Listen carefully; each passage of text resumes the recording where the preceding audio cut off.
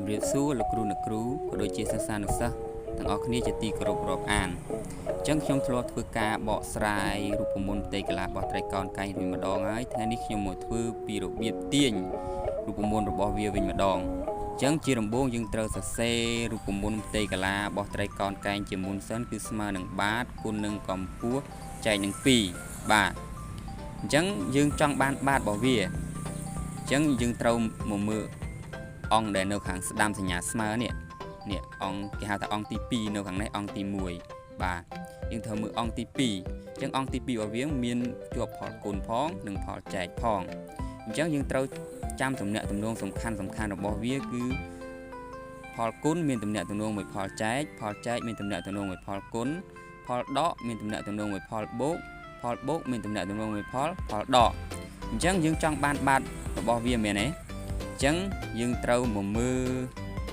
អង្គខាងស្ដាំសញ្ញាស្មើហើយវាមានផលគុណផងផលចែកផងអញ្ចឹងយើងត្រូវធ្វើផលចែកមុន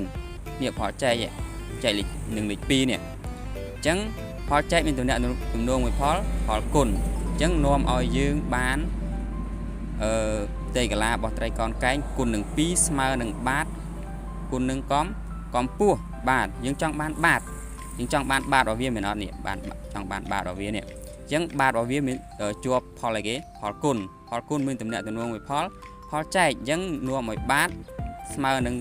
ផ្ទៃកលាត្រីកោណកែងគុណនឹង2ចែកនឹងកម្ពស់ផ្ទុយទៅវិញបើយើងចង់បានកម្ពស់វិញដោយសារយើងមានទំនាក់ទំនងខាងលើនេះយើងយកអាទំនាក់ទំនងនេះមកផ្ទៃកលារបស់ត្រីកោណកែងគុណនឹង2ស្មើនឹងបាតគុណកម្ពស់នឹងមកយកមកធ្វើការទាញបន្តទៀតអញ្ចឹងយើងចង់បានកម្ពស់កន្លែងកម្ពស់នេះជាប់ផលអីគេផលគុណមានទំនាក់ទំនងមួយ